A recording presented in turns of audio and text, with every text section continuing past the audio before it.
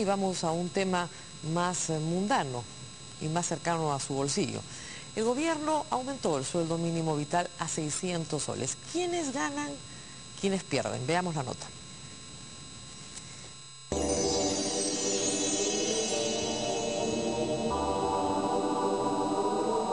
Para una sola persona 600 es poco. No alcanza, pero bueno, ni siquiera han subido algo. Me parece una cantidad irrisoria. Que es demasiado bajo para la vida como está así de cara. Ese sueldo deben ganarse los senadores, los ministros, hasta el presidente, no nosotros, que trabajamos más que ellos. Hoy salió publicado en el diario oficial El Peruano el decreto supremo que aumenta en 50 soles el monto de la remuneración mínima vital. Un incremento del sueldo mínimo que ya se venía cocinando en Palacio de Gobierno. Señores periodistas, buenos días. Se ha procedido en Consejo de Ministros a aprobar el incremento de la remuneración mínima en 50 soles más. Pasa de 550 a 600 soles.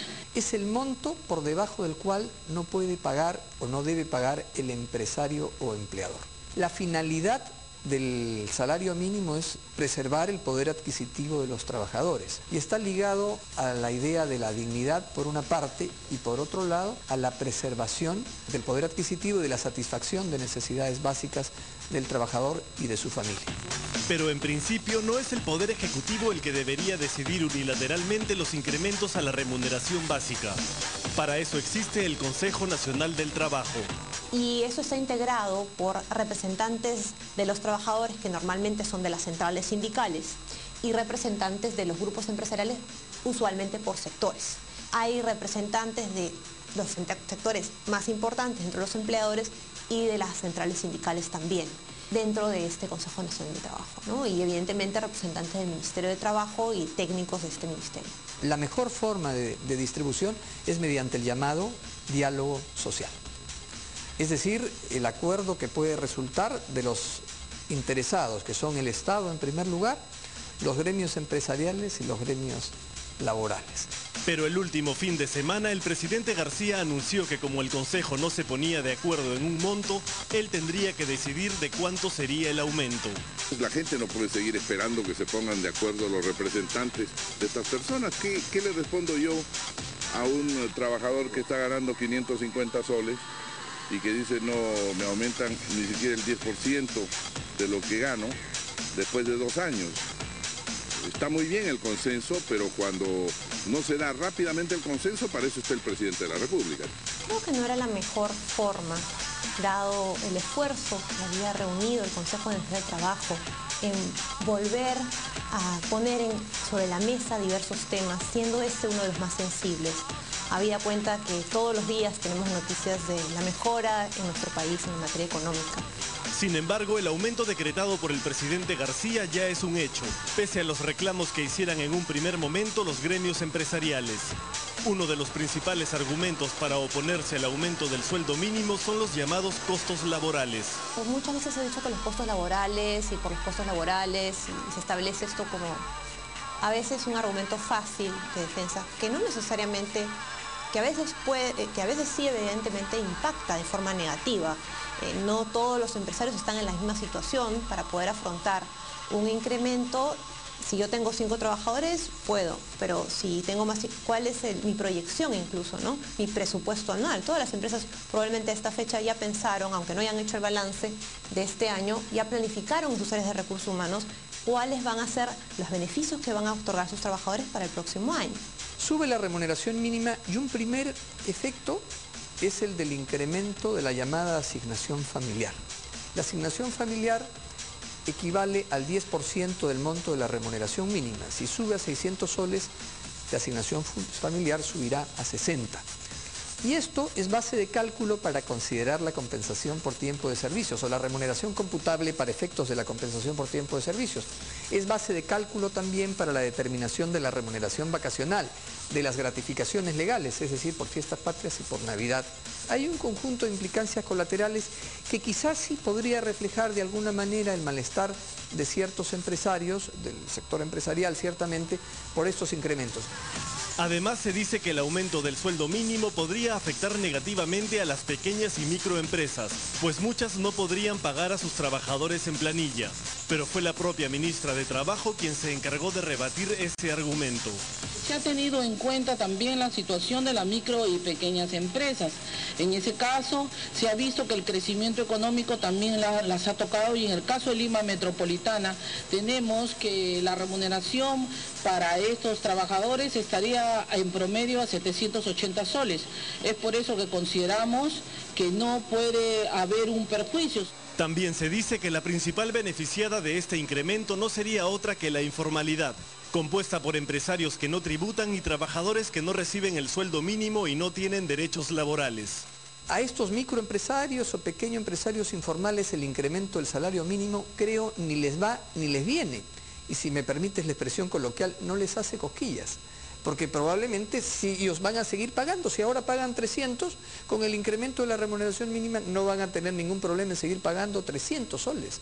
Porque al final, ante una poca oferta de empleo, detrás de ese puesto que puede quedar vacío, seguramente puede haber 5 o 10 postulantes, aunque se pague menos del monto mínimo. Bueno, hay diferentes niveles de informalidad, ¿no? Está la informalidad total y la informalidad de los formales también. Probablemente al existir, y muy probablemente existir un incremento de la mínima vital, aquellos informales que tienen algo, que tenían la voluntad de formalizarse, que son 100% informales, estén mirando con ojos mucho más cautos qué va a venir si ya en esta época que se aproximan las elecciones, qué nuevas medidas se pueden tomar, y probablemente si pensaban empezar en enero ya a formalizarse, como muchos empiezan con inicio de año, dirán, bueno, no, mejor el próximo año vamos a ver cómo va, ¿no?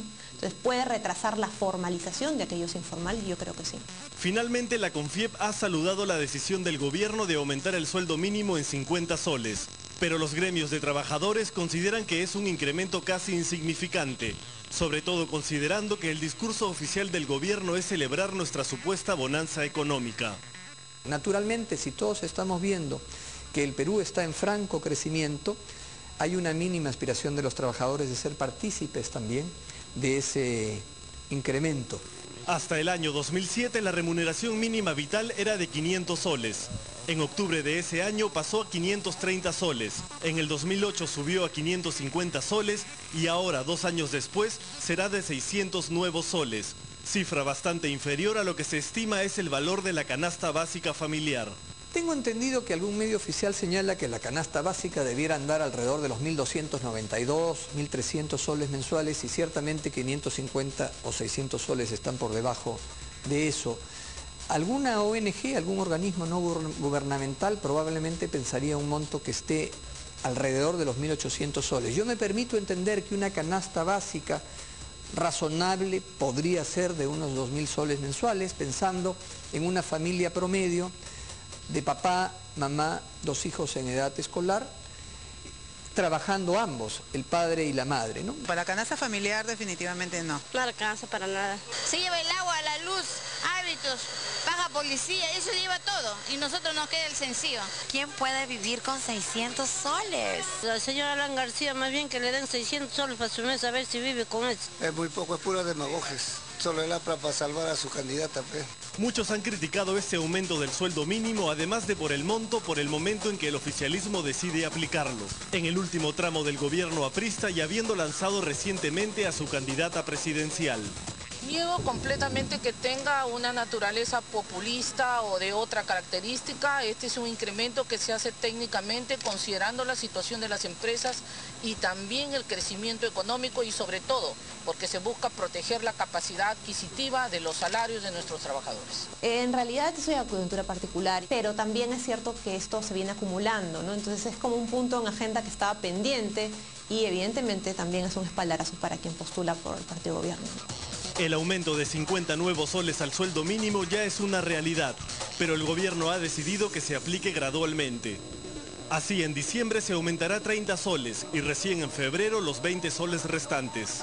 Es un incremento con anestesia, ¿no es cierto? Probablemente sea, como dijo la propia ministra de Trabajo, la doctora Manuela García, para hacer viable el incremento.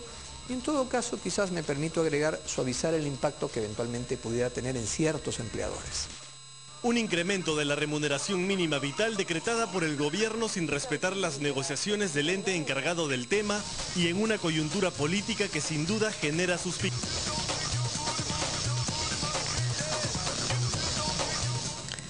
Como dicen, ni tanto que no alumbre al santo, ni tanto que lo queme, la verdad. El aumento no es la gran cosa, como han dicho la mayoría de los encuestados, pero también es cierto que la gran mayoría de los trabajadores peruanos están sobre el mínimo vital y no les afecta el incremento, porque ya tienen sueldos un poquito más altos que 600 soles. Sin embargo, hay una entidad que yo creo que sí es la gran beneficiada de esta resolución, que es Salud, porque hay muchísimos trabajadores registrados con sueldo mínimo que al incrementarse tendrán que aportar un poco más y mejorar la situación financiera, sobre todo en lo que se refiere a prestaciones de salud. Vamos a una pausa.